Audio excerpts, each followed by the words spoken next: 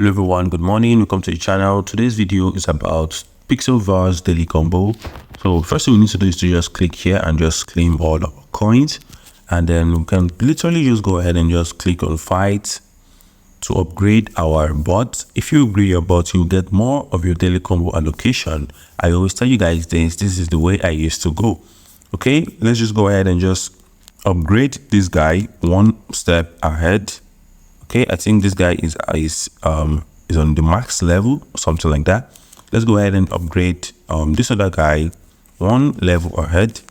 Okay, and after upgrading, you can just go ahead and maybe upgrade this other person one step ahead. Okay, now we've upgraded two of our robots, and I can go ahead and click on rewards, then claim the daily reward. After claiming daily reward, go over to daily combo. So now pay close attention, guys, because this is where things get a little bit tricky. Don't place a card incorrectly. The first card here is going to be this one. The second card is going to be this one.